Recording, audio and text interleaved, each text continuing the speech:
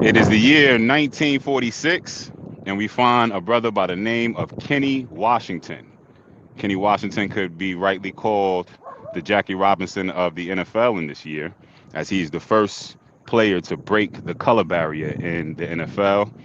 And man had a decent career. He was also plagued by injuries because he was playing many a seasons prior to that, right? But yet not allowed to enter into the NFL. So when he finally did enter the NFL, he really only was allowed to play two short seasons there. But the fans followed him from his college career and his previous professional career before entering the NFL. The fans followed him so much so that 80,000 people showed up to his funeral and had, or at least, no, I'm sorry, not to his funeral, excuse me, to his final game and gave him a standing ovation. Excuse me, to his final game and gave him a standing ovation. So, Kenny Washington, that's your black fact for the day. That is the Jackie Robinson of the NFL, but it's a bit of a misnomer to call him that because he integrated the NFL a year prior to Jackie Robinson breaking the MLB color barrier.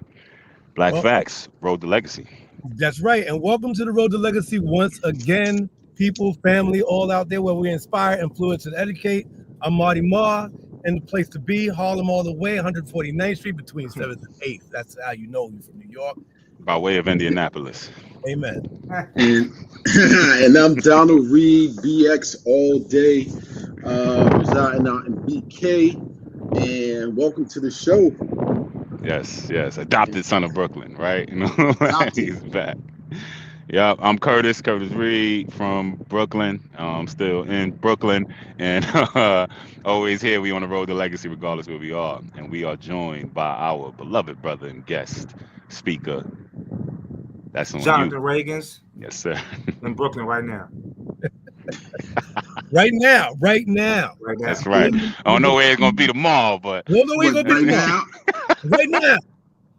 Right now, Jonathan is in Brooklyn, New A York. journeyman, you know. I hear you. You're a lot of things, man. You're a lot of things, but that's Take that's it it's a easy. blessing, Take man. it easy. It's a blessing. What's up? How he said, take it easy, take it easy.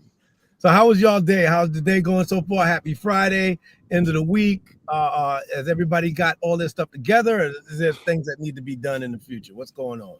happy Big Black History Month. While we happy, Which oh yeah, which we definitely start off with every day. always, So every day, always. every That's day it. is Black History Month to us. So Black History. I said Black History.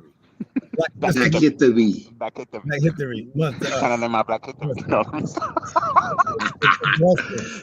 Hey, and I want to give a big shout out to my brother Jonathan there, who's rocking the dope, authentic, on my Castle Hill chill, representing the Road to Legacy RSL brand and Castle sir. Hill I didn't BX do no all push-ups, day. y'all. Sorry. Excuse me. I like that You color good? though. I like that color. I like that color.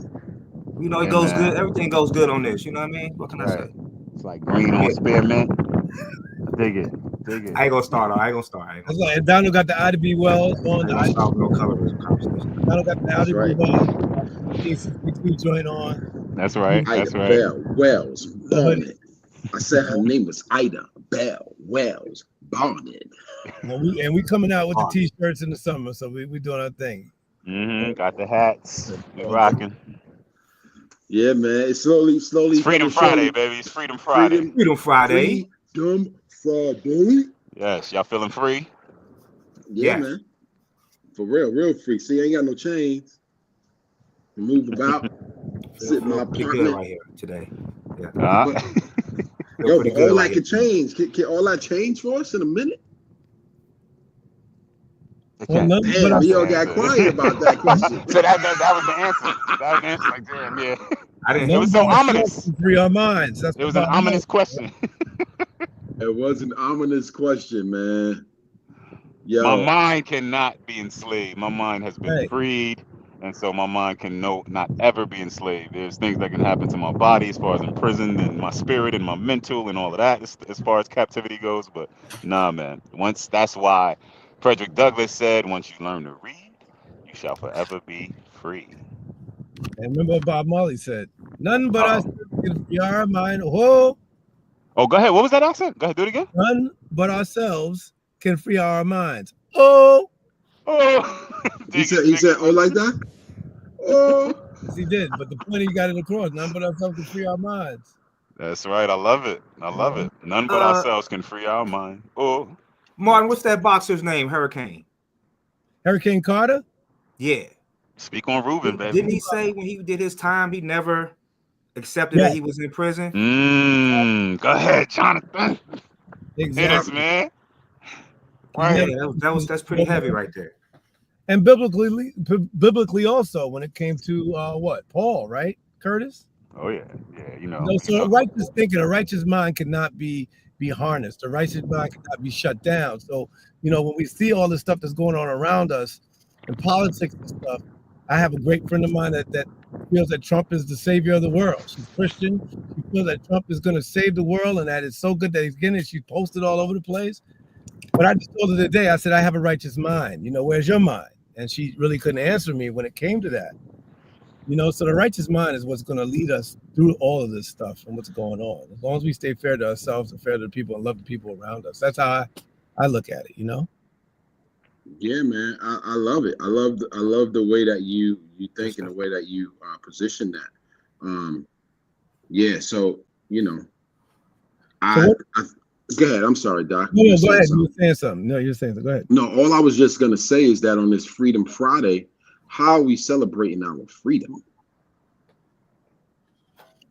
How are we celebrating our freedom? But go ahead, Kurt. What were you gonna say? No, I said speak on it. That's exactly what you started to do. So continue, sir. Speak on it. By doing what we do in the community, when we do our things in the community, whether it is just saying hello to a person or helping somebody out or doing a food, a toy drive, or doing anything that can actually uplift people. I was watching the documentary, a show about Deion Sanders and what he's done for Colorado. And they said that he just hired Marshall Falk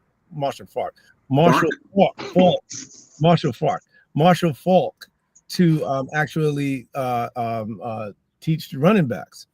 But they also said he's done so much in the community because Colorado State University, just like most African Americans, Black people that go to certain places, we changed the whole thing. So Colorado State had a lot of problems with the community, with the Black community. Colorado State had a lot of problems just all around. And he just started bringing people in there. And then he started going outside of the football team of the program and going into the community, grabbing white people, grabbing Black people, bringing them in. I don't know if you've ever seen that 100-year-old white lady that he has up there all the time.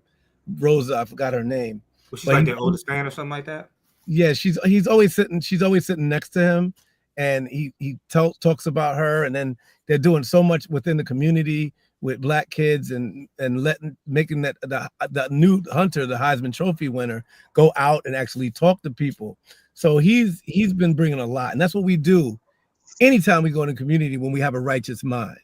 Whenever we have a righteous mind and we go into that environment, we change. Even I'll say this, and y'all gonna trip when I say this.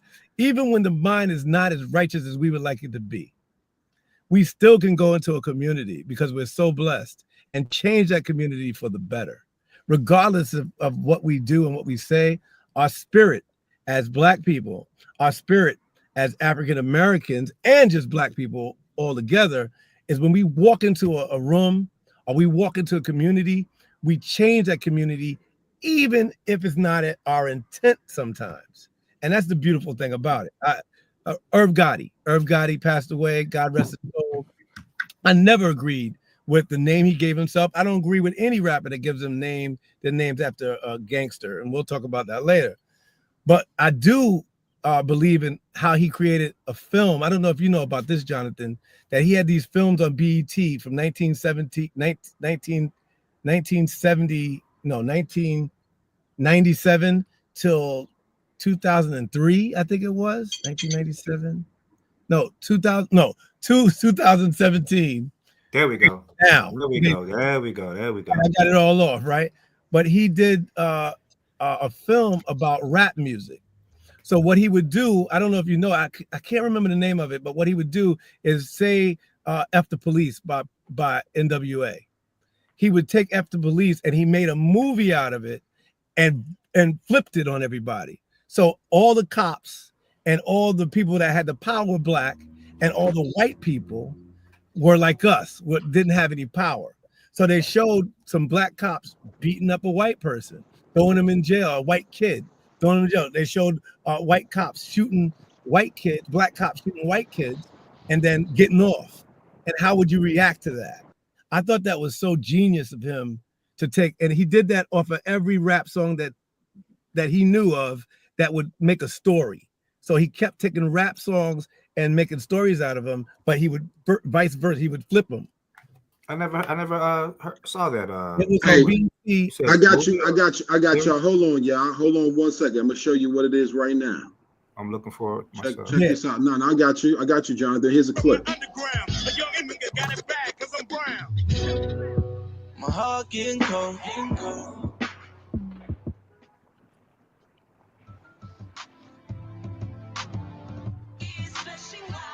So yeah, as that goes through, you know, him passing away, and you know, regardless of how I felt about him personally, What's going on, man? Yeah, Check oh, out look what I got. Saints The legend. season 6, episode 1.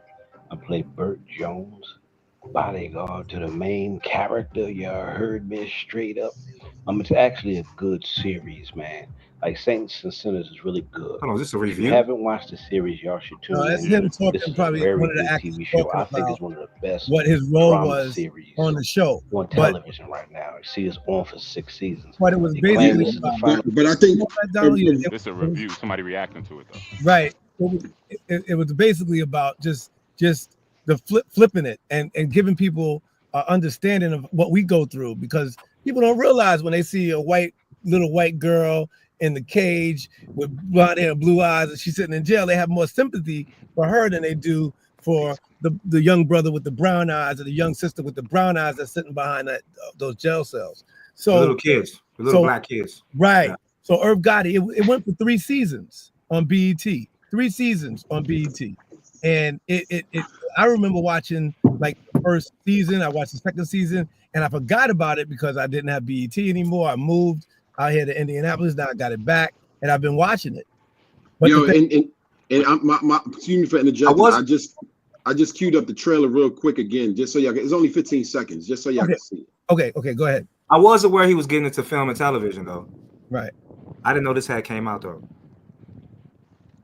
Wait, hold on. Yeah, he's going to bring up. Yeah, he's been doing things like that, you know, off and on, and that's what I mean of bringing awareness and love into the community, into the world, not just black people or white people, but that movie that show is intended for people around the world, especially Americans, to look at that and say, yo, what's wrong with our system? Now, yo, and it opens with the late great Notorious B.I.G. that Martin loves to hate. But here we go. Who y'all talking to? Man? Okay, I do remember this. So each song is a story. So he did a story about Biggie. He did a story about this. What's called Tales. Right, that's what it's called. And okay. Right, so each story is that, and it's a way that we come into the community, which is the world community, and we give of ourselves. Do we get credit all the time? No. Are we righteous all the time? No. But we do spread positivity throughout the world. So that was my point of what we do with our freedom. That's what we've been doing with our freedom collectively, from the millionaire bourgeoisie blacks to the dude that's walking on the train right now, ain't got no money. Well, can I ask you something real quick though? Yeah, can I ask you something real quick? Just for somebody who's their first time maybe watching this, or watching you guys, can you expand a little bit about what you mean by righteous mind? Just a little bit. Righteous mind. Yeah, you, Martin. Yeah. Just me. The way that we think, the way that we see things, not always. If you're gonna put something down and you're gonna judge somebody, have an answer to that, and have I think, you know, there's something called a righteous indignation in the Bible, right? There's a reason why you can be mad sometimes and angry if it betters the people around you. I have a tendency to sound petty sometimes. I have a tendency to sound rude and crass sometimes. And the reason I do that is because I know it's going to be for the betterment, because it's going to fuel you to say, no, it's not like that. What grilling is not like that. That's not what grilling is about. That's between me and Jonathan back in the There day. is no grilling still. Right, see what I'm saying? I've checked. There's no grilling still happening. So. Right. So it fuels. No one's grilling on the train, though. Conversation. So a righteous mind to me is when you're thinking righteously, when you're thinking godlike, when you're thinking in a way where the Lord is pleased. Whatever your Lord, and I always say whatever your Lord may be. I'm a Christian. I make no apologies for saying that Jesus Christ is my Lord and Savior. I will never make any apologies, even though people may say, well, what about me? What about me? What about me? The point of the matter, if you have righteous thinking, you won't always be worrying about you. You'll be worrying about everybody around you. You'll be helping out, which comes back to you. So that's my thought about righteous thinking. Got you. Can you think righteously without believing in God, or not sure if there's a God that exists? Just a question. God is in, the Lord is in all of us. No, I'm saying a person who doesn't, like, their mind doesn't believe in God, or they're not sure if there's a God that exists. Can they think? Can they I would think say yes, and I think Mhm. a way of putting that is just like reaching for a higher thought. Like if you have a negative thought, reach for a higher one. You know what I'm saying? Like it's hard to do that in times, in different spaces, in different circumstances we're doing, but you reach for a higher thought, and that'll kind of keep you in the vibration of like being in a righteous space. I consider myself. I'm not a righteous man, but I'm on the side of righteousness. If that makes any sense. No, I don't understand that. You got to explain that to me. It's not up to me to judge if I'm righteous or not. You know what I mean? I just know I'm on the side of righteousness. I'm not going to be perfect every day. I'm not going to be righteous every moment. I'm not going to be, you understand what I'm saying? But I try to. Your person, but your mind, you have righteous thought, right? Do you have righteous thought? Yeah. Oh, okay, I just. Well, I try to activate in my higher self.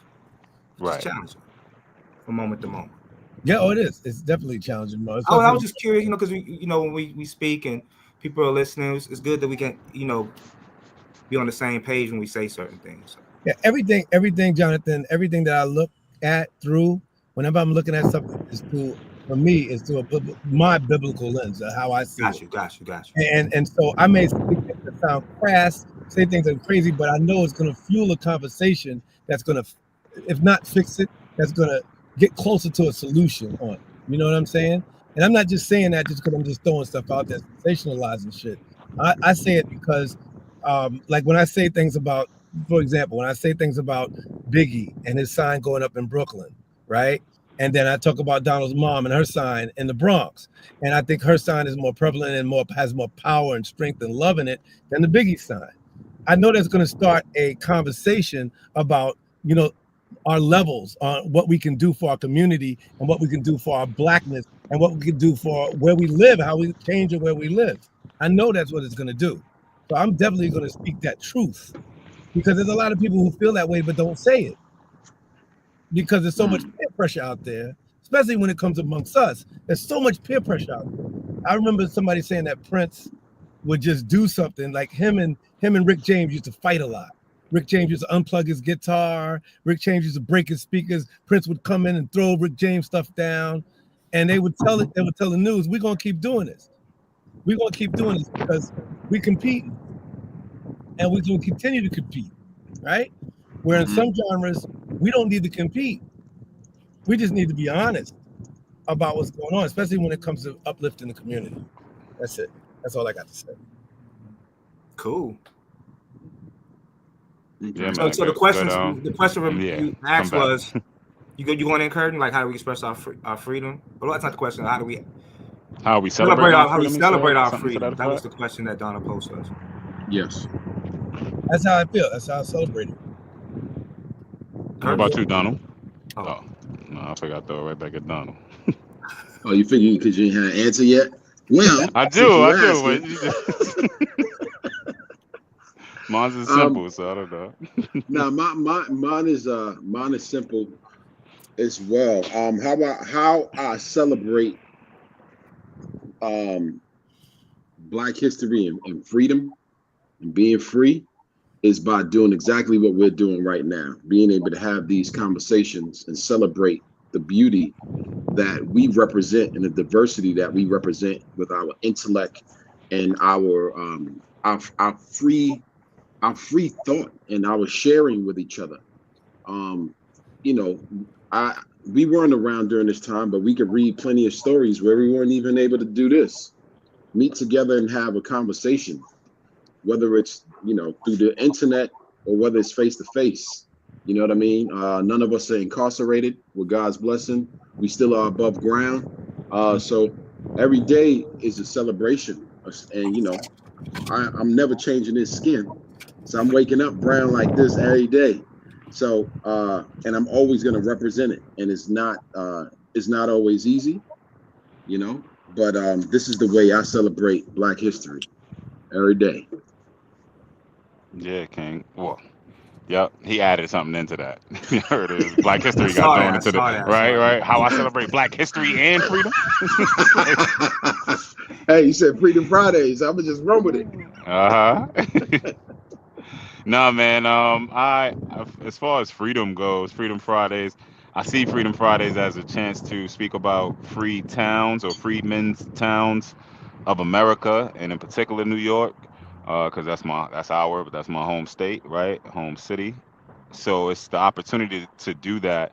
I live in a country where I'm considered a citizen, so I have the ability to do that, right? For now, who is Elon Musk for 200?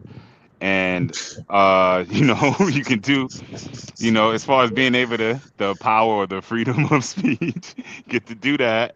So there's freedom in that, but before, you know, I ever learned the Constitution, I learned the Word, I learned the Bible. So like Martin, I am a biblically inspired brother, as y'all know. And if you go to A Few Good Men, Tom Cruise versus Jack Nicholson, you can't handle the truth, right? In that whole scene. And that is this. Every time I read John 8:32, I think about Jack Nicholson and Tom Cruise. You can't handle the truth, right? So maybe y'all are thinking the same thing, but John 8:32 is a very famous scripture, or at least a proverb that comes from that scripture has been made very famous, which is, "Ye shall know the truth, and the truth shall make you free." Right? So that scripture connects knowledge to freedom. It connects truth to freedom. So what kind of knowledge are you attaining? But that's what I'm about, fellas. I'm doing the same things I do on Monday, Tuesday, Wednesday, Thursday, Saturday, Sunday. So right, as far as celebrating my freedom, it is to learn, to be able to read like Frederick Douglass inspired us to know the truth like Christ Jesus inspired us to, and to seek that. That's what freedom is for me. And then, you know, like we doing right here, man, uplift those stories. Tell people about the Kenny Washingtons. I think there's a distinction to be drawn, though, between freedom and power, right? And so we were freed in 1865 physically, so, right? But we were not allowed to have power, as in financial power, meaning without challenge, right? Or with, you know, yeah, we attained some power and stuff, but not without challenge. I'm not talking about the Reconstruction era. I'm talking about every year after and since until 2024. We have had tons of strides, but there are plenty of us who are not incarcerated, and we are disproportionately incarcerated, right? So as a people, we are not free. That verse that Christ spoke about, that I just quoted, John 8:32, is about mental salvation, mental freedom, spiritual freedom. It is not about physical freedom, right? Else we would not be dealing with ailments that we deal with today and stuff. I'm just talking physical ailments. We wouldn't be dealing with natural disasters that could, you know, upend your entire world today and stuff, right? So I think it behooves us to give context to what Christ is saying in these verses if we're going to quote them. And so yeah, I didn't just want to quote that and leave that. Yeah, oh yeah, I feel free now, man. I got problems. I do problems, just like everybody else. And so I think it's imperative to state that the Bible ain't some, hey, you'll not have problems anymore ever in life. Nah. If you understand it, the problems will increase, depending on how far you want to go in and stuff. But yeah, how far you want, you know, into knowing the Lord. How far you want to go into knowing the Lord. Exactly. Yeah. The problems were like Christ, like Paul wasn't getting locked up. Who you mentioned, right? Paul being locked up. Paul was a bounty hunter. He was doing the locking up of Christians. And that man wanted to get into Christ and stuff and got blinded. According to the story, Acts 9, he got blinded. And then the lockups came. Right now, you writing Colossians and Philippians in prison. This is how you like serving me now. So it's, you know, put it all in the context. That's it. Of and what it means to take up the cross. And you're right about that. I mean, free towns and freemen's lands and all that stuff. Man. You had said that at the beginning, right? Yeah, so, freedmen. Mm-hmm. I know there's a couple of towns. I don't know if we getting into that spot yet. We should. Get into that spot yet. So you know what the town that intrigues me more, I don't know if you if this was on the list about freeman towns and free towns. First of all, was Sugarland, Maryland. Nope, I don't even know that one. Give it to me, brother. And Come on, give it to us. the reason being is because Sugarland, Maryland was in an area that shouldn't have been free. So first, Curtis, can you explain to everyone, because you can explain what a free town What is, a free town is, why they were, and what was going on. Right. So free. I don't know how to. I can't do that. No. That's good. I thank you for the question, King, and allowing me to say that before you give us the gems on Sugarland, Maryland. that's tough. Even the name. Yo, Martin come from Sugar Hill, y'all. If y'all don't know, he come from Sugar Hill, and he about to tell us about Sugarland and stuff. No, I don't know. I just know that it's crazy that it was in Maryland. Well, let me get a free. Go ahead. Break down the Freeman towns, Kurt. Sorry, y'all. A call was coming through. Can y'all hear me? Yep. Break down the Can y'all Freeman hear me towns. correct? Okay. Yes, we can. So to understand a free town or free town. We can hear you. Okay. To understand a free town or a freedom town, it's helpful to distinguish them into two eras. So what is a freedom town or a freedmen's town is what you would have called it, or just a free town at that point in time. What is it pre-Civil War, so pre-1861, and what is a free town or freedmen town, or what I just called a freedom town? That's the right. What is that post-1865 or post-Civil War? Free town or free town is anywhere that serves in the United States. It is a haven or a refuge anywhere in the United States that Black people have set up, or in some cases, like the Great Dismal Swamp is another free town that you can look up on your own that spans Virginia to North Carolina. In some cases, it's Black people and indigenous, right? The Native Americans, the First Nations brothers and sisters, where we got together and created our own free town. But it is essentially pre-Civil War, a place that you can go and be safe if you were an enslaved brother or sister, right, where you were oppressed in America. You can go and be safe and set up a life for yourself. So some of those examples would have been Seneca Village, which y'all know the Black Packet does a tour in, right, and stuff in Manhattan. Another place could be something like Fort Mose. So I'm giving you pre-Civil War, right? So this could be colonial America, but pre-Civil War, you had towns such as Seneca Village. You had towns such as Fort Mose in Florida, 1738. This is the first official free Black town, just to be clear. Fort Mose, y'all can look them up. Saint Fort Mose. Fort Mose? Fort Mose in Florida. M-O-S-E, that's Mose. M-O-S-E, almost Moses. So a free town is a place that we would set up for safety, for refuge, that we could live in safety, right, and also build a life for ourselves economically. One of the first free Black towns in the country pre-Civil War is in this state, New York, the land of the free Blacks. It was in this state, the land of the free Blacks, which is currently Washington Square Park, all the way up a little past Union Square Park today. That place or that land, that city, if you will, that we built, we started in 1643 in New York, 1643, and it lasted all the way up until 1716. So those are the reason why you want to distinguish freedom towns pre-Civil War versus post-Civil War, because in post-Civil War, I'm segueing now, it becomes official. Right, meaning you have the government. You're not just doing this and setting up some safety for yourself, unbeknownst to the government, or just the government knows about it and they not bothering you because you're in the freaking swamps, right? Which is the case of the Great Dismal Swamp. Post 1865, you have official things during the Reconstruction era that are created called the Freedmen's Bureau, right? The Freedmen's Bureau. There are many what you would call free towns or freedom towns post-slavery that we could talk about, even after slavery, right? So you got the freedom towns that we literally we couldn't be free. The Underground Railroad conductors, different houses and churches might have led you there. But now post-Civil War, places such as Eatonville, and y'all can look up Eatonville, E-A-T-O-N-ville, right? Yeah, Eatonville, Florida. That city is really like sort of officially considered one of the first incorporated Black cities. Y'all know we talk about a town called New Philadelphia, but Black cities, Eatonville will pop up. Eatonville, Florida, 1887, I believe is the date when they incorporated, 1887. So you had the support of the government in certain ways. You had the support of the government until you didn't. Let me put it that way.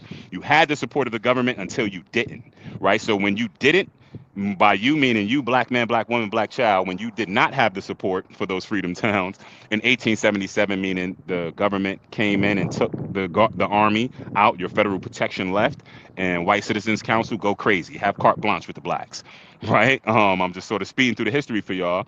I say that to say you really needed those freedom towns. You really needed those places where we felt safe and could spend our dollar and could raise our children, right, and raise a family before it got taken away from you. So freedom towns take on two roles, if you will. It's basically a place for black safety and black excellence, if you will, and black progress. It's always been that, whether you're talking about pre or post Civil War. Well, that's why I brought up Sugarland, because the reason why I was thinking that, because we were talking a couple of days ago on our last podcast, the last thing we do here, and Curtis was talking about how we had to find places that was safe and that was self-sufficient. And I was saying that some of the places had to have help from the outside. They had to have help from politicians. They had to have help to get licenses to open permits, stores, right. So on. Well, Sugarland, I had to look that up because they didn't have that type of help, because they were in an area that was, I think it was 1863. I might be wrong, but it was 1860 something, 18 something is when they established, and they had no help whatsoever. Okay. I do not know how they acquired the land though. I do not, but they had over 200 acres of land. And they opened the first general stores. And if I'm not mistaken, I might be mistaken, but it was one of the first full functioning free towns in America. And the thing about it, they had no help because they were in the middle of an area that hated freedom for black people, brown people running around. But they still live. Now that it's over in Montgomery County, part of Maryland, and it lasted till I think the 1960s. The 1960s is when was the last time that Sugartown was recognized, and there's not a lot of record on. Sugarland. There's not a lot of record on it because it was so self-sufficient, and they did so much into helping blacks hide and keep safe in the community. I figure they had their own police department. I don't know. I figure they have their own. I know they had their own general store. I think it was a pharmacy or something else that they had.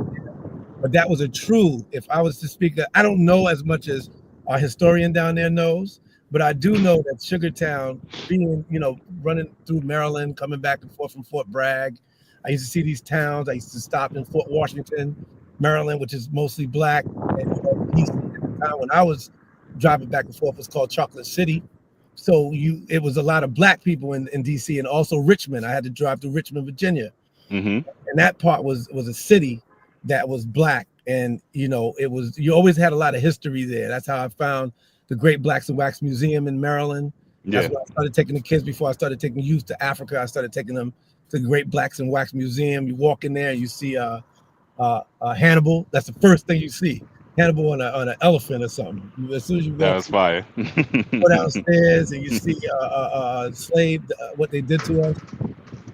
These are wax images of people ripping babies out of women's stomach, and you go upstairs top, and you see the doctors and the lawyers, and then there's also a section for free towns. Well, too, man, when you bring up Maryland, just as far as freedom goes, right, and we go back to that time as far as the Civil War, our original border states. What's our border states today? Texas. Yeah.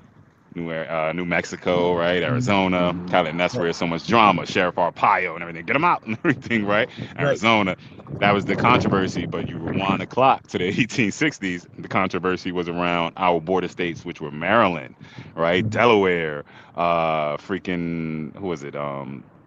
Kentucky, I think, next door, like to the left, because they're not too far. West Virginia was one, right? Well, it wasn't a thing yet. West Virginia wasn't a thing yet. It was still Virginia. Okay. It was all Virginia and stuff until they split it up and stuff. So that's part of, if you really want to delve into Lincoln and why he was making these decisions, don't ever excuse his racism. He's a man of his time and definitely harbored racism or racist thoughts towards us. But that would be probably your best chance, and it was our best chance as far as if you was going to pick out any racist amongst the, get that one because he's tight with y'all a little bit, or he's just he's a little disgusted by certain things, but he's always savvy. I don't mean to go into Lincoln so much about his ideological views and more moral views, but more so his political stances, which was, y'all gotta let slavery go into Maryland, because if they join the Confederacy, we got a problem. So I can't be having these states that's right on my border drawing, serving and aligning with the Confederate States of America. Stuff that's not happening. So it was political decisions that he was making from about 1861 to 63 concerning, and I'm not saying that the morality was there too, right, in terms of him believing we were equal, but as far as trying to keep the Union together, which was his whole thing. Like, I don't know if I can freedom in Maryland. That's why the Emancipation Proclamation was all about freeing the slaves in the southern states, the 15 southern states in rebellion, right? But our two most famous slaves, who would y'all say the two most famous slaves that we know about, or enslaved brothers and sisters that we know about in history, in our history in America? Harriet Tubman. And, okay. And Nat Turner, and Okay, he said Harriet Tubman, Nat Turner. I said two. Y'all give me. He said Harriet Tubman, Nat Turner. Donald. What would you say? Kunta Kinte and All right. No, I'm just kidding. I'm joking. Two famous or not? Oh, that famous? You know of. That you know of. Yeah, it's easy. It's easy. Yeah. Come on. Sojourner Truth. Okay. And I don't know if Fannie Lou Hamer was a slave. Nah. But, she wasn't a slave. She was after. Nah. And I'm sorry, man. I know the teacher be throwing quizzes out. Go. Frederick Douglass. Yeah. I was gonna say Frederick Douglass. Okay. Cool. It was just two that I was looking. I was trying to see which two popped up to your mind. You was gonna throw Frederick Douglass in there? Okay. All right. Good. I said Donald cheated. He threw a third person in the mix. Okay. All right. I did. All right. So I got my man Robert Small. Don't try to take it, Martin. Robert Small. It's subjective, right? I'm saying two most famous. Maybe the whole point was that, to me, the most famous that I know of, right, is Harriet Tubman and Frederick Douglass, and they're both from Maryland. That's what Frederick Douglass objectively was the most famous Black American, like in the latter half of the 19th century and middle, when this is all happening. He's the most famous Black person. Right. Harriet Tubman is definitely, just throughout the annals of our history, probably the most famous runaway slave, right? Underground Railroads connected. But anyways, it's just the fact that they both came from Maryland. That's all. So when you speak about Sugarland, yeah, man, Maryland was no joke. I mean, Sugarland, I think, was 1864. But another thing that I want us all four of us to do one day is to meet in Harper's Ferry. And I wish Donald was still on the mic right now, because I wanted him to look up Stowers College. And are you on your computer, John? What you need? Stowers College in Harper's Ferry. I want to know what was the date of was Stowers, like a store. Stowers College was established. Now, as I was learning about and driving back and forth from Fort Bragg and learning about these Sugarland, because you reminded me of the last time. Where's that, Martin? In West Virginia. It's in Harper's Ferry. There's a college in Harper's Ferry, West Virginia. If I'm not, or Virginia. I don't know if it was Virginia or West Virginia back then. You looking for the date? You looking for the day it was founded? Yeah, the date it was founded. 1877 to 1955. Okay, so now that is a place, Jonathan, that I hope that we can come together. I think that should be our next meeting for all four of us, and whoever Black men or whoever's watching this should meet. If you can't meet there, please go to Harper's Ferry. It is the most historic place where you can learn and feel what Curtis is talking about. And it's just a long story, but the reason I'm bringing that up, because Maryland was so treacherous back in those days. Scholars used to come from New York and California, all over the world, all over the United States, to come watch the graduation at that school. Can you imagine what they had to go through to get there as Black men and Black women to get to that graduation? I say that because I remember I brought my wife to Harper's Ferry for the first time, and she was reading about Stowers. And as she was reading it, she started crying. And I'm like, yo, what's my white wife crying for? I love her to death, but what's she crying for right now? You know what I'm saying? And she explained it to me. She said, can you imagine how it is for them to go from where they was just to see these young people graduate in a war-torn area during a time when the Ku Klux, everybody was rampant. It was an amazing story. Yeah, man. To see, but that's a place that we should all go. I don't know if Curtis knows a lot about Harper's Ferry, but it's a Just John Brown, what I needed to know about John Brown. John Brown. Numerous amount of time I've been there, but it's not just the story of John Brown. It's like 5 stories in one place. 5 stories about slavery in one, not just about slavery, but the Civil War, about the Confederate side. That was the only place where the Confederates and the Union kind of had to sit down and talk, because that's where all the weapons were. Right. It was a fort. That's why he wanted it. Right, and it was just and it's an amazing story. And the college was there. The college was on the fort, and that's the thing that like just trips me out about what we're talking about when it comes to free, safe places where we could go to. Now, what's the free, safe places we're gonna go to now if something goes down? Will we have to reestablish that? Yeah, I think so. I mean, it's just you think that you're talking about a different time, man. You're talking about a different time. It just, as far as it is hard to come together. You don't even have something to really come together around outside of oppression, right? I'm being oppressed, so you're reacting to an enemy, right? You don't even have a proactive sort of plan of how can you have a plan if y'all don't feel like y'all the same, or at least like that this person ain't coming from your stand. Like, we have class divisions, let alone just understanding who we are. We got all types of class divisions.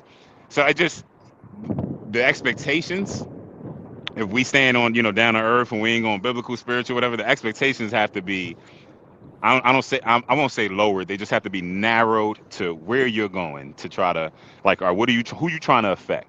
You trying to affect the entire United States? They ain't let that happen, brother. For like a good couple centuries, they ain't let that happen. So who you trying to affect?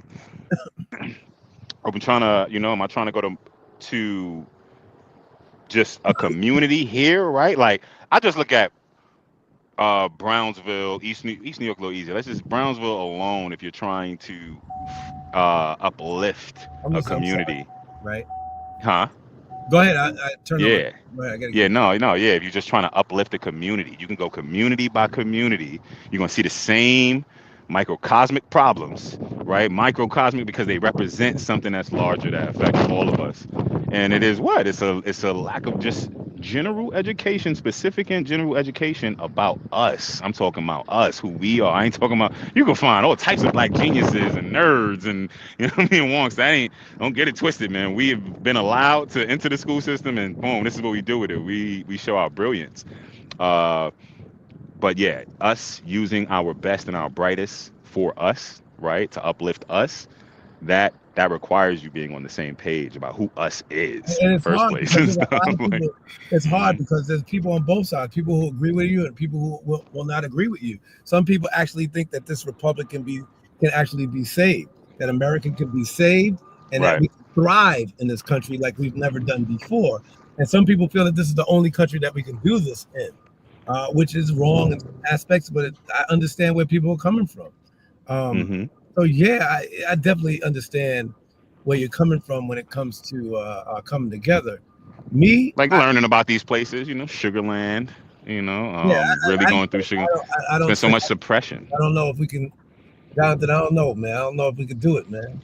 I don't know if we can come together on the same plane. Well, we had this conversation on here before about this whole we thing, and Curtis just touched on, everybody got their own identification of what being black is, or what their agenda really is, or what, even from just living in New York, dudes in Brooklyn are different than dudes in Harlem. Yeah, I say that. Right. Dudes in Queens a little, but at the end of the day, like you said, we have the same microcosm things, but right. Who is out here behaving? for me, it's like, okay, we talk about the black community, right? So the black community, what is the black community? It's not really a place anymore, right? So we've talked about this before on here, and how many of us are thinking like, okay, my thoughts, like you were saying earlier, Martin, we're talking about righteous minds, right? My thoughts, my speech, my behavior enhances the collective. That's how I can identify you as somebody who's like we. You understand what I'm saying? Because everybody's not, if somebody's out here being a detriment to the community, why are we so attached to being like, okay, that's our family and heart? But like this whole division, is it really a division? Are the people causing the problems in the community have already chosen their side? Mm-hmm. And we're just, holding on to our family as we should. But this whole we thing, I think we get hung up like we. Like, for instance, like, let's just use an example of something that's in the mainstream. Sean Combs. Some people are like, oh, he make us look bad. Is he really us though? No. You know what I'm saying? Right. Or is he only us when he does great things? See? Has he really identified as somebody who's down for the cause and the people? Has he ever? But see, so when he does all of these those things, why do we feel so upset and bad about it? He's outside of the community. So saying that, so what Jonathan just said, Kurt, can you connect that to what I was saying yesterday when I said that's not my people? Oh, I'm not saying that. Herb Gotti. Hold on, I forgot because he always bumping it back. Yeah, you said that many times. Sometimes I say that's not me. That's not my people. That person does not represent me and my blackness. That's not my people.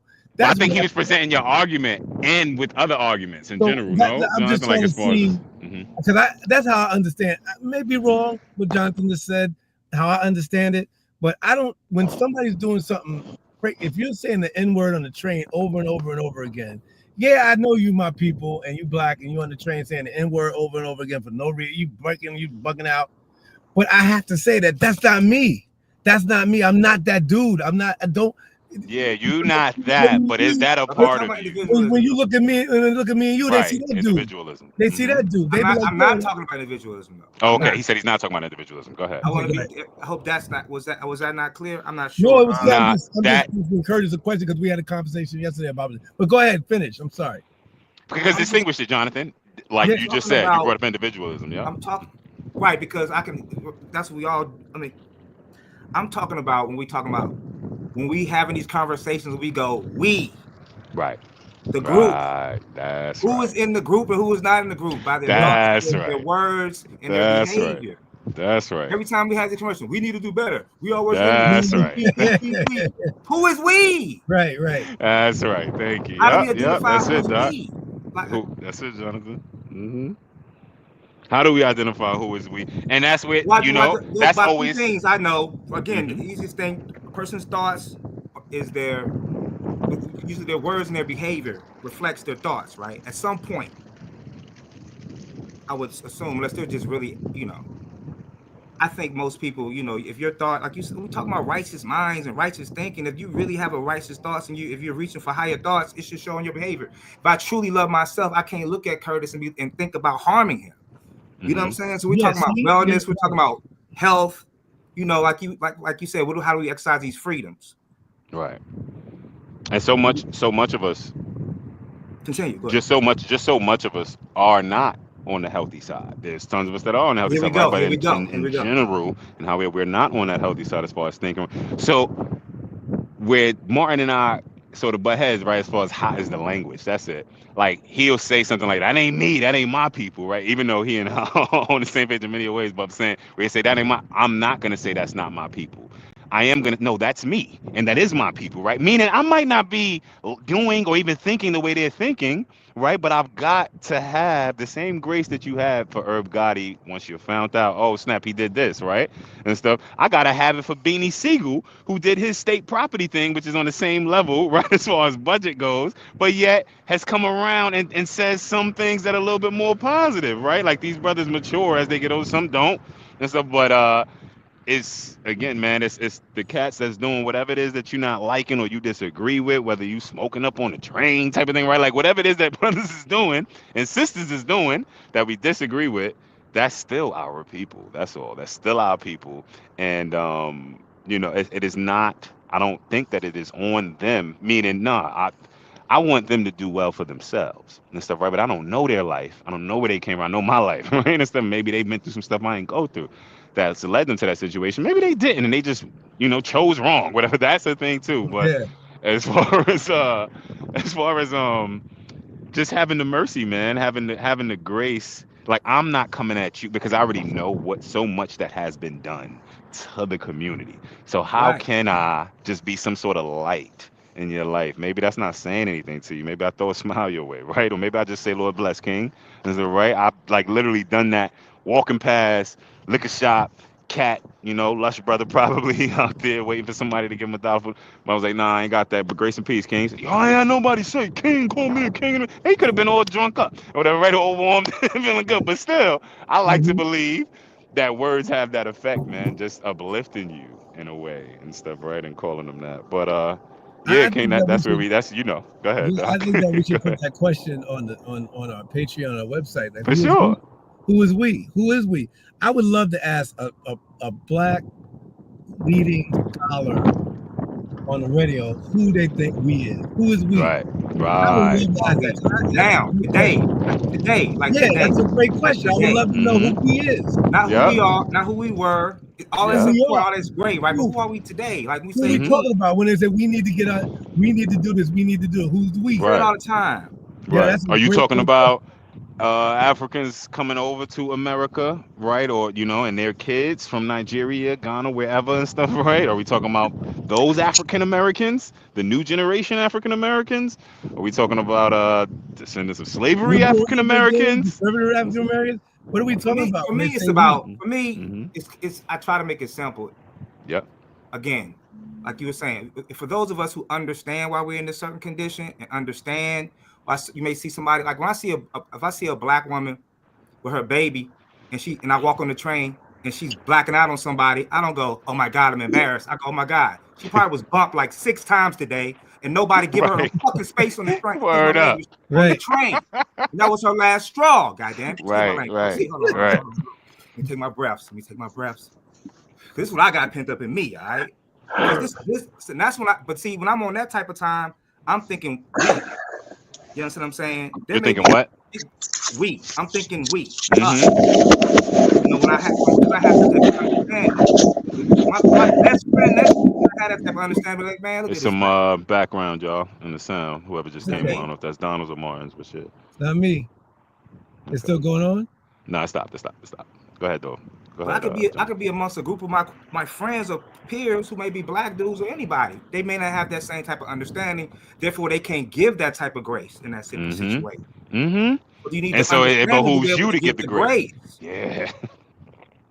I'm with you, King. I'm sorry, man. That's why I was messing with Martin about like, oh, the guy's ice grilling on the train. He may not be ice grilling you. You don't know what happened in that brother life. He may just don't smile. Yeah. He may, or again, we could be on. We are all on edge. We know that. So can we just give ourselves a little bit of grace there? So again, we're kind of going away from the question. Is like, we had these discussions. Like I'm posing the question. I don't have the answer. Mm-hmm. But I notice that's something we get tripped up on Black Americans. We have the discussion about Black people coming together and rising over oppression. We say we, but when we talk, it comes up in devices conversations. Usually, it's usually about when we're not doing enough, or how much we fight against each other. The one we hear the most common is from everywhere across the country, from different generations, is we can't work together. We are worse enemies. Mm-hmm. Y'all hear that a lot, right? Mm-hmm. Oh yeah, I hear that. Yes. Yeah, I don't. How does that sit with y'all when y'all hear that? Like, I don't believe that. I don't believe that we're our worst enemies. You correct it every time you hear it, or do you just let it ride? Yeah, I go, what do you mean? We're not our worst enemies. Look at what's going on. I like people to reflect and see exactly what who they're talking to, and then what they're talking about, and know the history of what's been going on. And you don't even have to go back that far in history. Just a day ago, who's the enemy when it comes to us? We know who that enemy is, and that's white supremacists. That's the system of white supremacy. That is, it's becoming, believe it or not, it has become immigrants that come into this country, it's always been like that because you got Irish that would turn against Italians that would turn against us. No, I don't agree. I definitely know that we're not over. I know that for a fact. I don't Well, I I've don't never. I don't I don't challenge people on them. I don't challenge people on it for them to change their position on it, because if you say stuff like that, that's something deeply rooted in your soul. Oh, you Right? racist. I can't change that. And I'm talking about a black person. I'm talking about anti-blackness right now. Oh, I'm talking about when a black person goes, I bumped into a brother that I work with in the village, and I bumped into him in Harlem. And I was like, yo, man, I ain't been up here in a while, man. It's dope to be up here, man. I still get that vibe when I come to Harlem. Said, man, he looked at me in my face and said, man, that's cool. I'd rather make my money down there with them white folks. damn. Well, yeah. Now white supremacy has done its That's job. what I'm talking about. I'm not talking about the guy smoking Right. a cigarette with his crane. I'm not Right, talking about stuff that's, I'm so embarrassed. No. I'm talking about like deeper rooted stuff that's kind of like anti-blackness. For me, I'm looking at this brother like we. But when he opened his mouth and says that, I go, maybe. But it did its job. It did its job. The white supremacy. But before those was terms that we started using after the enslavers did their job. I implore y'all to check out a book called Advice Among Masters. Advice Among Masters. The author's name slips me at the point in time. Sorry, but this is the real Willie Lynch letter. The Willie Lynch letter is a fabrication written by somebody in the 90s. And I love him for doing it because he was just trying, I think the author was just trying to state or explain and depict a situation in a scenario going all the way back to enslaved times, right? And stuff. But the real, as far as if there was a real William Lynch, well, there was a real William Lynch. It's just not the Willie Lynch that wrote that letter, because certain language in there, you have language experts where it's like, nah, you weren't even using terms like that at that time. Yeah. If you were going to address a letter, you wouldn't just address it to my masters in Virginia or the masters of Virginia. No, it would have been directed to someone, or at least someone's, right? So there's many ways to debunk the validity of that letter, but the substance of it does hold. And Advice Among Masters, some of the things you hear in there is how to keep the slaves, right, just sort of in opposition, in division and opposition, away from each other. And Advice Among Masters, again. And these are masters from different colonies speaking to each other. I just come back and bring it back to that, to say that if we're going to have a discussion about the who, you got to know that we are different now, but white supremacy has done its job. Right? That brother who's saying that statement that you made, Jonathan, doesn't even know, the inferiority complex that he's dealing with, right? Because why is it that you would say that, and yet we couldn't hear most other nations, races, heritages, cultures speaking that way about their entire culture if they see a bad apple, if you will, right? Mm-hmm. We see a bad apple, boom, the whole says, yo, blanket, oh, see, this is my problem with black people. You see that one? This is my problem with black people. And everything, when it's like, yo, chill out. Can we make a mistake? Yeah, go ahead, King. You shared something with us yesterday, and I wanted to bring it up real quick to see what the feedback is going to be amongst the crew. All right, I'm gonna just pull this up real quick. All right, I'm gonna ambush it, y'all. Every single problem. Yeah, where you been, man? A cabinet that has perhaps more Fox hosts. Can y'all hear this? People, you know what makes people. Can y'all hear this? No, don't. Oh yeah, we can hear it. We can hear it, brother. We hear it. Yeah. I would just ask Scott, if race is not the issue, then why is DEI mentioned every single day as a solution to every single problem that faces this? Because of how pervasive it is, and how hateful it is to an actual conservative ideological view. But do you think it is true that all of America's ills, from the plane crash to whatever it is, wildfires, due to DEI for real? I think that if you believe in the fundamental principle of America, which is that we guarantee everybody an equal chance, not an equal outcome, but an equal chance, then trying to go around that principle, conservatives don't believe in it. And most people who believe in America don't believe in it, number one. Number two, the concept of not hiring the best person for the job in government or anywhere else has been repeatedly rejected by the American people, the Supreme Court, and everything else. And so So I guess what I'm saying is, like, if that is the case, then people are questioning the actual qualifications of many people Donald Trump hired for jobs. Yeah. So do you think that he actually... Why? Because Elon Musk doesn't even go here. Do you think that he... I think this is the question people are asking. This is the question that Ryan Clark just asked. Did Donald Trump, for Health and Human Services, find the person with the best expertise to address This is not a. When it comes to the Department of Defense, did he find the person with the best expertise to address those issues, or did he just find people who he liked? Political appointees. Oh, you stopped there. Yeah. I just wanted to get a little feedback on what reaction. What y'all think, man? Let y'all lead. What you think, Doc? I didn't really think too. Go ahead. You tell me what you thought about it. I'll ask you first. I don't have any thoughts about it right now, really. I've seen that before. I don't really have too many thoughts. What do you think about it, Jonathan? You don't have too many thoughts. Okay, Jonathan, we got Doc's registration. My thoughts about that piece right there. It was honestly, it was hard for me to follow what was happening. I was the lady couldn't even get any 5 words out of her own mouth. Even the lady that was agreeing with her was cutting her off too. So, well, Donald, can you explain a little bit of it?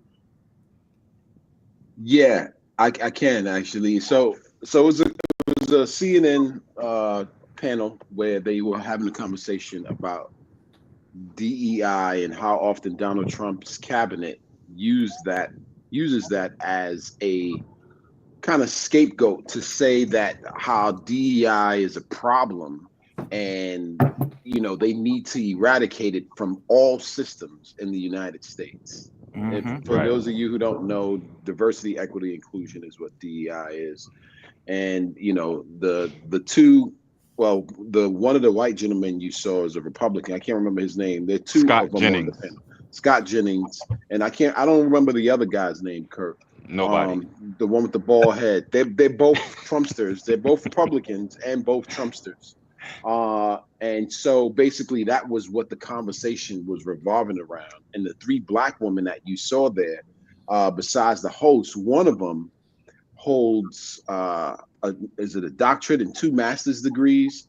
They're all educated. They're all highly educated, not just educated. Excuse me, highly educated. Well, you know what? Let me just say this: Can you, instead of that one was a good one, but the one that you should have pulled up, or maybe you could pull up, is the one of Jasmine Crockett talking about how she's qualified. Well, you didn't hear it. Did you hear the rest? You didn't hear that, right? Yeah. Right. So let me go. I can go back to the that clip. I've seen that. I watched that whole thing. I got a take. Here's my take. Yeah, let's say your take, King. These people who are changing these laws and pulling this and getting rid of DEI and all these different policies, right? They know damn well that shit don't benefit us, right? I think this is white men checking white women. I think white men checking white women. You think that could change it? If I go back to the bank I worked at recently, I see all the management positions. It ain't that many black women, yo. So who are they really fighting? This could be a component of. I'm not saying it's the whole mission, but I think this is also the white man putting his woman in check. Okay? Let me tell you. You want to kill our babies? Is that's a part of it? If we make America great again, we're gonna pull it back. If they're pulling all this stuff back, I feel the same way. Okay. I feel that is a big part of it, and I feel that the attack is starting with them, and it's gonna trickle down to us. But the attack starts with middle class white women, and not only just regular white women, but white women in corporate standards. I remember when affirmative action was taken away, it affected the white women first. And I was like, why are they doing that? Why are they doing when they know why are they doing that to their own women? And I think the same thing. I think that's them starting with them, and it's gonna come to everybody else. That's what I think. I think that's part of it. Really do. I love that he pulled that piece, because that just gave us the opportunity to show our previous point, right? Which is black people have different thoughts on so many things and stuff, right? Even DEI. And DEI, I'm gonna ask y'all why DEI, right? And I want y'all to answer that, please. And then y'all like, why was DEI a thing? Why DEI? But first, I'm gonna make the statement, which is now DEI is under attack, right? Which is supposed to be basically a black program through a privatized / public black program, right, from the government, you know, making sure these corporations have their DEI quotas and stuff, if you will. And that's still not me giving y'all the answer in terms of why DEI, and y'all got your own answers, and there is an answer, right? So I just wanted to point that out, the division between us and stuff, right, in terms of even how, do we all come together around BLM no matter what, regardless? Nope. It says Black Lives Matter, right? Nah, it's not happening. Do we all come together around CRT, critical race theory, no matter what? Nope. You know what I mean? Nope, it ain't happening. And DEI, which used to be, as Martin brought back to my attention, IDEA, idea, which is far, whatever and everything. I'm sure they would have said, "Oh, this is a bad idea." They would have came up with a way to for sure, they would have. Right. And IDEA, right? Inclusive. That was the original. Yeah, that was the original. Yeah, access, inclusivity, diversity, equity, and accessibility. Right. So that was the original, what it was supposed to be about and stuff. That's but what they still call it out. That's what they still call it. And in Indiana, yeah, man. But I could definitely attest to the whole, just the prevalence of white women. And I'm speaking personally from an experience of working in a museum and being in those rooms where you're trying to create DEI initiatives for that museum, right, to carry on. But the majority of the people that are in the room are not black and stuff, right? And they're not, it's white women deciding which, but at the same time, there's just there was. You go ahead. I can keep going. I was just gonna. All I was gonna say is that when you go to the White House's website and it opens up for ending racial and wasteful government DEI programs. Right. And preferencing. That's one of the executive orders of Donald Trump. Right. And transgender, he's now with all of that. That ain't a thing. He's playing. That ain't a thing. No more. He's getting rid of all of that. Mm-hmm. And I didn't mean to interject on you, Doc, and you were asking us what is DEI to all of us. I think that having anything diverse, whether it be in the workplace, whether it be on a podcast, whether it be in whatever, I think that when you have different ideas coming together to work on a project or to work on something, you get a much better understanding of different viewpoints. And it will help things to become better. Now, DEI, or just to diversify these industries and these marketplaces that were predominantly all white, all male, and even for a black man or a black woman, especially a black woman who's educated, will definitely be put under the radar. But a black man, we could go down the line, we could talk about the medical field, we could talk about in the law field, we could talk about, unless it's sports and entertainment, but even in that, there needs to be some diversity, equity, and inclusion, because in sports alone, which we'll get to the NFL in a little bit, how many black owners of teams do you know of? In the NBA, how many black owners a private of teams? Thing, though. It's a private club. They don't have to do anything. They don't have to. Well, I mean, it's a nonprofit, which is kind of crazy. But just in terms of what's a nonprofit? Out of curiosity. The NFL. The NFL. Yeah, it's a non-for-profit. Are you serious? Yeah. No, I don't believe that. I can't. Yeah. Are you serious? No way. Yeah, they've been it's been like that for a while. How they breaking how they find their way around those laws? I mean, the NFL makes money. Last we checked, right? The NFL makes a lot of money, right? Last we checked, it charges. The dudes who own the teams, that's not even like their main business. Well, it's like the right. So I'm like, hold up, NFL is nonprofit. It is. These owners are. It does have a 501c3 status, C36. So it's a tax exempt organization. Right. So it's until not like we would have, but until 2015. Okay. It's not a nonprofit. It was, but it's no longer a nonprofit. They have something called the 501c6. See, this is where I don't get tight. I'm sorry, I'm taking the combo left over. Where I don't get tight at the black young men that I vibe with in the hood. That's like, yo, man, it's all about bread. It's all about bread. Yo, you keeping that history stuff alive. You keeping that, because what? The NFL is like, if I'm a young cat, if I'm a young brother that's got all this access to all this knowledge, I can only imagine, right? All that information at the palm of their fingertips, right? It's the palm of their hands. What? And I see that the NFL's in. I want to learn how can I become a multi-billion-dollar organization, and listed as a nonprofit that is exempt from taxes. That's all I care about. And any black person that came before me that didn't do that, boo-hoo and everything. You should have been thinking about. Like, that's where we at right now. Just so that's what I see from the youth. Yes, is stuff. it? Like they Yo, like, that's how can I it's get crazy the bread? interesting because it said that they were bullied. This is what it says. They says that they were bullied to get rid of their nonprofit status because some people argue that the league generate billions of dollars Right. in taxes, even individual teams. I mean, so autocracy, man. Talk about diversity, equity, inclusion.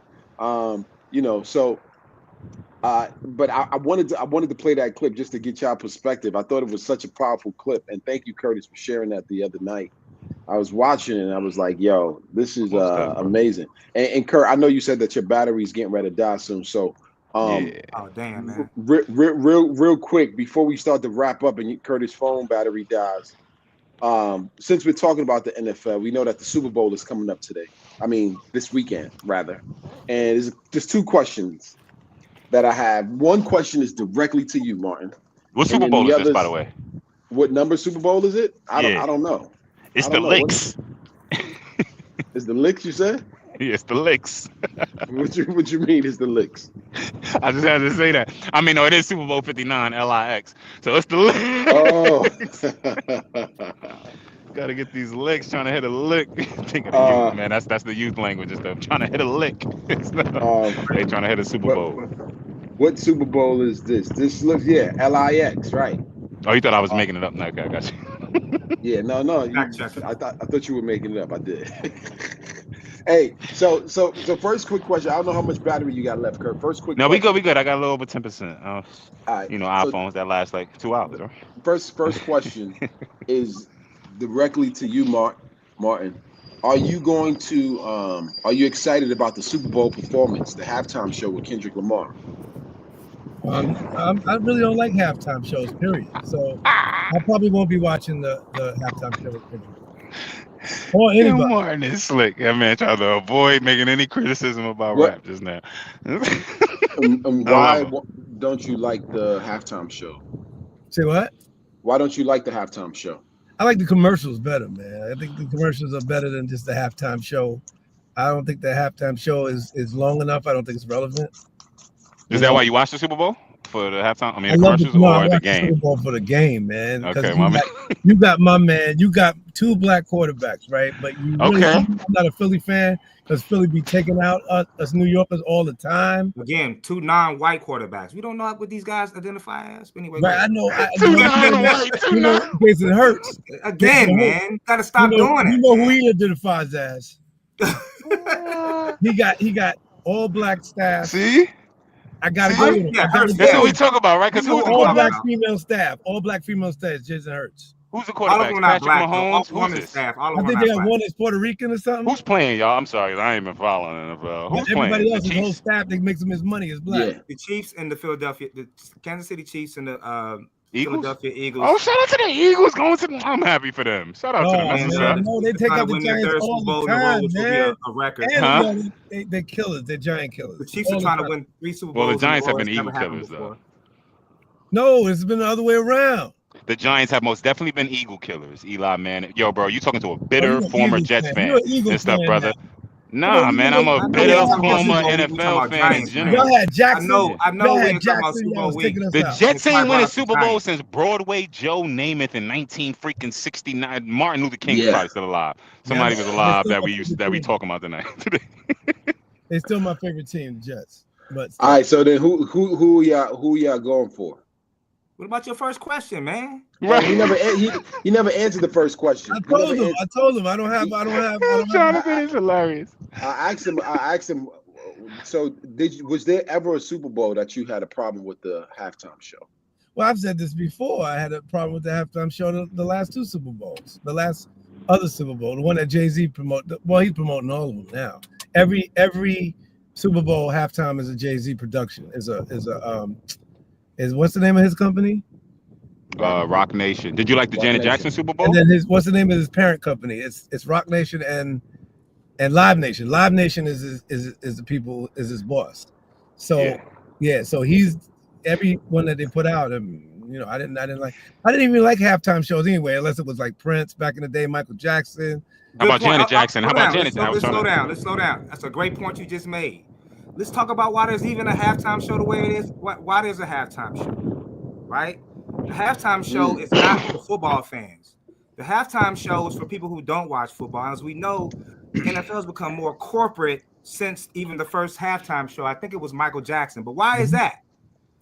In Living Color, the year before that, maybe 1989 or 90, they ran an episode during the halftime. Yeah, I remember that. A lot of viewers left the Super Bowl and never went back to the Super Bowl. And they watched Living Color.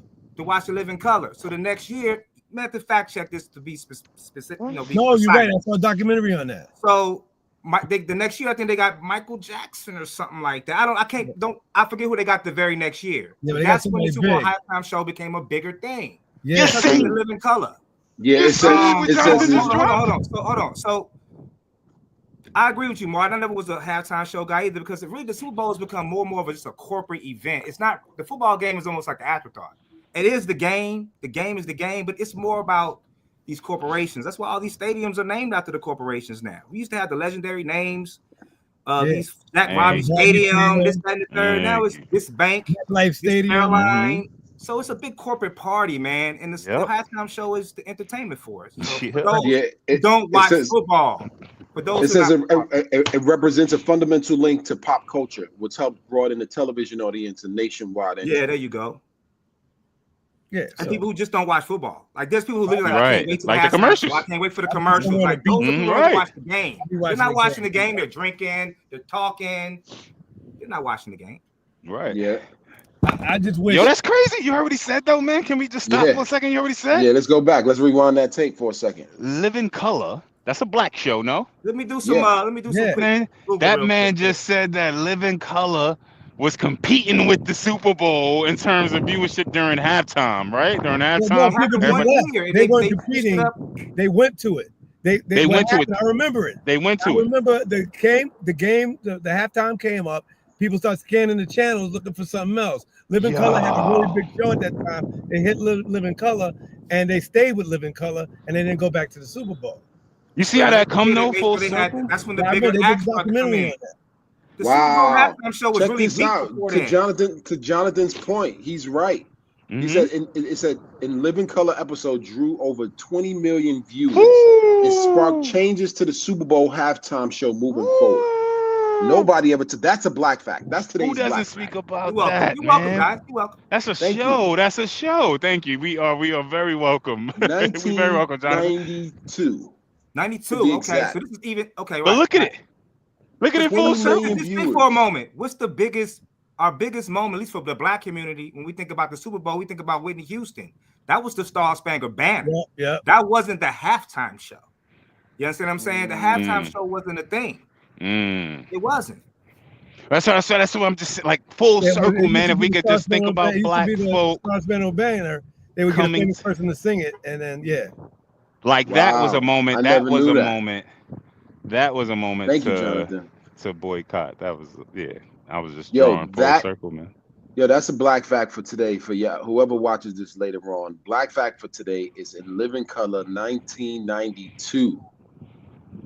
20 million viewers during halftime, which prompted the next time a Super Bowl was done to bring in Michael Jackson.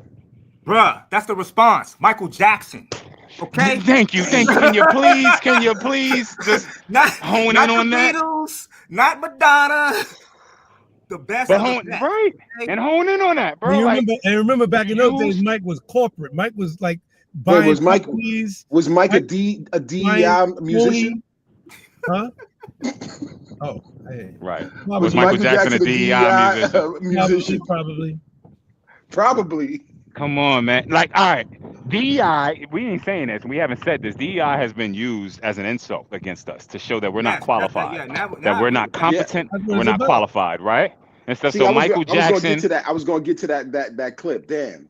Michael Jackson wasn't no damn DEI hire, just like no black pilots are no damn DEI hire, as they try to say about us, right? But what is freaking insightful to me that Jonathan just brought up, I was like, damn, y'all use black against black. Just like y'all tapped into our talent to keep some other talent down, right? And everything, you kept the living, because I mean, the Living Color could have just kept eating off of Super Bowl performances alone. I mean, Super Bowl halftime shows alone, 20 million, bro, in one night. And I'm just saying, ratings wise, that was all. But I'm not surprised though, because they did the same thing with the Negro Leagues. Yeah, but that's no, absolutely. Make your point, King. Make your point. That was the collapse of the Negro Leagues, because when they started integrating Major League Baseball, people stopped going to the Negro Leagues. So the Negro Leagues lost money. They lost viewers. They lost patrons. They lost sponsorships. And so it sounds like we're in a conundrum. We're always in a conundrum. Because Jackie Robinson, it basically is the argument. Jackie Robinson don't integrate the MLB, right? Is that what we arguing? Don't integrate the MLB. Don't break the color barrier. I would say so, because if Jackie Robinson didn't do that, because he was the first one. Right. So then we're always in this weird dichotomy, right? It's like, all right, do I be the first to change the game at the detriment of stopping all growth for my people, for just on an all black front? Or am I the first to make the change, to integrate the game, to open the door for black people to get into this league, or black women? Well, both things can be true. Both things can be true. That's somewhat part of the argument, though, that we made. Go ahead, though, Jonathan. You about to say something? Because I would look at somebody like Michael Jackson. I've been hearing stories recently about how Michael Jackson moved behind the scenes. Oh yeah. And as far as like standing up for things, the black interest in the music industry, right? I would dare to say, I would jump out there and say, if Michael Jackson did that, knowing that the reason why, that he got something. He got something out of it. He got a lot out of it. He got something. But I don't think he knew though, or maybe he could have. Oh yes, he did. Yo, remember what he did? That's something that you would have to put together. That's not something that they're not about to share that information with you. Michael Jackson. No, but Michael had the inside. No, what do you mean? The inside to what? The inside to the analytics and everything. Like, oh look, man, no, come on, we're talking about the night. No, come on, man. Like, even if he did, okay.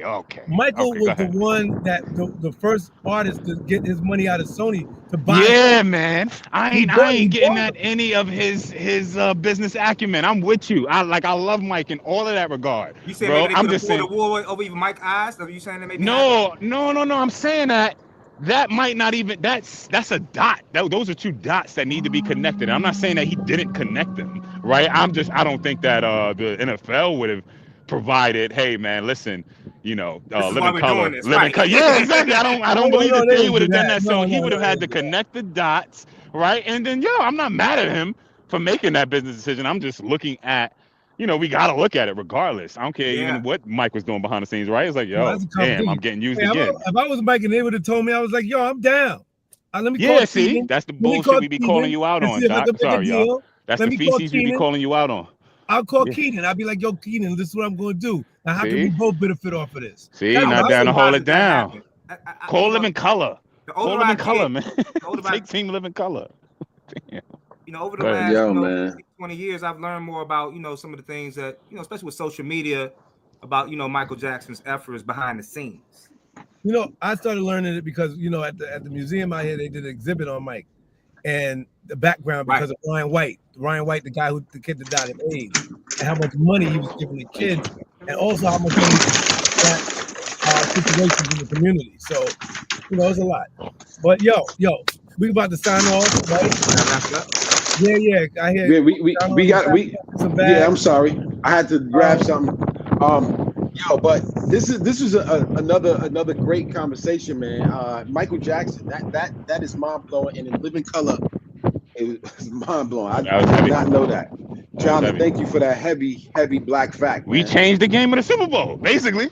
We changed the game of the Super Bowl. Now cats just watch for. But again, if we don't highlight these things, we don't highlight years. For the 50, 20 years, it never happened. Right. And it answers the question though that we started with, man, which is how can we find safe spaces? Well, first off, do you know the type of economic power that we had just in the 90s and stuff, right? This was 92, you said, or late 80s?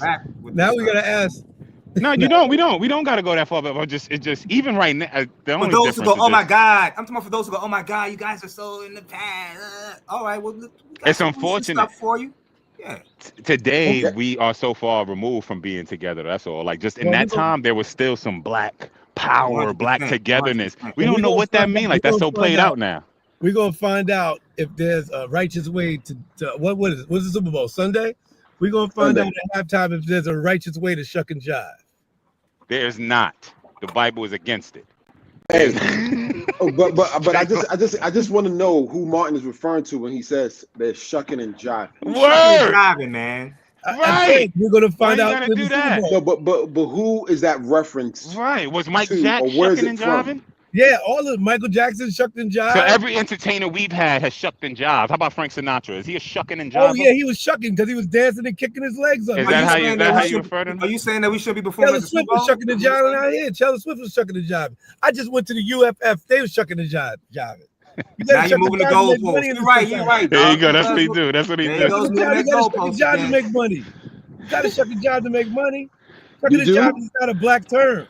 See, It if you is. take It as is. a It's been black used to term, us. It's been used yeah, for us. to It is us. associated And with who are us. we? Like Jonathan said, who are we? I'm not part of that us. That thing, shucking and That's a jive. damn Taylor shame. Swift shucking jive. She's shucking and You know jive what and you shaking her meant. butt up there. You talking about kicking her Kendrick legs. Lamar, who racked up them 5 Grammys. You don't. You Right, saw those 5 exactly. Grammys. You saw that. You The saw man that. won a Pulitzer. And The you know man he's won a performing at Pulitzer, the and it's Super not Bowl. enough. That's You're a word talking about award, ain't it? Kendrick Lamar. Did he win a Pulitzer? He won a Pulitzer? Oh, is he gonna be respecting that? Yeah, he won a Pulitzer, Martin. A small. So He I won got A Pulitzer. He did, Martin. Okay. And then just by definition, shucking and jiving is a slang for joking and acting evasively in the presence of an authoritative figure. So, Martin, would've you shucked? said that's not a Who would've jived? that's not a black term. Who No, would it they didn't have say. used that You just for? read the definition that did say that. No, it's no, a I said black term. you said. You read, No, no, I I didn't. said you said that it's not a black term. It's not towards black I people. didn't say it's not a black term. I said you said it was. I didn't say that it was. You said Wait, it was. am I wrong, y'all? Did he say that It's not a black term, is what he said. But we always got to roll the tape back on Martin. Right, We're gonna have a right. whole freaking Right. Blooper reel of rollbacks. We're gonna I have a said Martin it's not a black rollback term? blooper reel. That's what I said. You said it's not Yeah. a black term. That's what you said. That's not black. You said that's not about blacks. And there, Right, because in you saying a lot, but I heard say it. that. Say that. Don't say what I said and I didn't say it. Say that. That's It's not about blacks? To you, it might be, but shucking and jiving could be a term, and shucking and jiving is not the definition that you said. Oh, it's not. What's the No. definition of shucking and jiving? You know how you should in the South when people. Hold on, sir. But does it apply to the Super Bowl? Remember when they were shucking? Well, and thank you, No. thank you, and laughing Jonathan. and Don't let laughing him go. and corn? Don't let him squirm out, Jonathan. No, sir. Get It him. doesn't- Hold on, man. Pin him. I didn't. Gotta pin I'm a his dropout, brother. okay? I'm a dropout. I'm trying to drop out. But what he just read did I not will- describe the way you used it, sir. That doesn't apply to Super Bowl. Who is What? sucking and jiving at the Super Bowl? I said we're gonna see if there's any type of righteous shucking and jiving at the Super Bowl. That's Okay. what I said. And so What's up? we go back to the Yo, question. Martin, that's hilarious. You heard what I said? Got a Now, right. Jonathan, Nah, we Jonathan, gotta go Jonathan, back to the check it out. original Down, question. Jonathan, check it out. Yeah, I said double that the first down. time, right? Talking Wait, about? Jonathan. I said that the first time, right? Yo, And then Martin, Donald said, you what did does it say mean that the about first shucking and time. jiving? Righteous But y'all shucking and forgot I jiving. said righteous shucking and jiving. Now, is there such thing? Because he's going to be up there with a book. It looks like he's going to be sitting there with a book, reading the history, and there's going to be some people dancing behind him and rapping about. Who, Kendrick Lamar? Oh, you already know how to. He watches him. He's a fan, man. Hanging from the rafters. He already Fan, know. he's a fan. He's You a know, He's fan. a man. I don't know. It might not be like that. It might not be like that. Yeah, it's gonna be like that. They're As gonna long as they play the, they're as gonna be long as they reading play the the book. anti-pedo anthem, I'm good. But yeah, that's the one that he's Play not the gonna play. anti-pedo That's the anthem. one that supposedly he's not gonna play. Now he could be LA. He could be real West Coast with it. And yeah, I I'm ain't telling him I'm gonna not gonna play it. And I'm gonna play it anyway. All about it. Yo, ain't I just want to know who Martin is referring to when you say shucking and jiving. I'm Kendrick not referring to Lamar. anybody. I'm not referring to anybody. The player, You know what? the Everybody most actual player. Stage, I'm an All right. actual you get player. up, if you He's get up, referring to the in most front of a million conscious people, rapper of our time right now, right? Yeah. This is You the think most who's more conscientious than Kendrick and that's popular horrible. at the same You can time? make that statement. That's horrible. This is Wow. the most conscientious and popular or winningest successful That's horrible. rapper That's horrible. at the I'm so same sorry. time. I'm so sorry. That's Who's ever horrible. been there? Yo. Who's ever been there, Doc? Who's ever been there? Like at that type of level of success and trying to put out some conscientious. Hey, let me tell you, if anybody is using the N-word in their music, oh gosh, yo, terrible. don't let me go to a KRS-One song and find him ever use the N-word. Well, I don't even need to do that. In the 80s, we used if you're using the N-word in your record now and it's hit, you know you're what? shucking and jiving. I'm gonna post Harriet Wilson to you. Don't go Harriet too far Wilson. back This in is one hip-hop of our history 'cause first. you're gonna find something you don't like. I ain't even gonna go Harriet. You know exactly because he's got these go sort too of far righteous characters, right? That are up on a Righteous pedestal. shucking and jiving. Yo, you ever heard of a book? You ever heard of a book? Ever heard of this? A book, not even a book, but it's like a little essay / article, but it's old school, right? And one of the poets that we love, and it's called Our Nig, N-I-G, Our Nig. And that's what it's the whole NFL audience, that's mostly white, $7,000 tickets, are going to be looking at when they see on that stage. That's what they think. You know what, man? Music, they're going to be this thinking man, about him. Kendrick will get flowers from him once he dies, like Irv Gotti. Like Irv Gotti, Kendrick might get some flowers from him, like Irv Gotti. Once he dies, he'll get some flowers. I love y'all, and I want to continue this conversation, especially when Martin be saying, man, just say we gotta go. What we're gonna do? What we gonna do? I'm gonna make an edit, and that edit is gonna be all of Martin's clips and things that he says that he didn't say. You know what I'm saying? Right, in the same video. In the same video. But before we close, I just want to say thank y'all, man. Thank y'all for your time. Today we talked about freedom towns. Today we talked about shucking and jiving. We talked a little bit about DEI. You know, I want to give a special thanks and shout out to Big Brother Jonathan for coming in and giving us today's black fact that we did not know about. Word up. Thank you, brother. And then Martin and I are about to go on this journey tomorrow. And we'll be going live from another place. Feliz in Mexico. Well, God bless everybody. Feliz in Mexico. That'll probably be in a couple of days. So, Feliz and everybody. God bless everybody. Yo, and have a good day, and keep on dancing. Peace. Have a good one, brothers. Peace. Grace and peace, fellas. Right, blessings, peace. Good people. No doubt. How do I get out of here?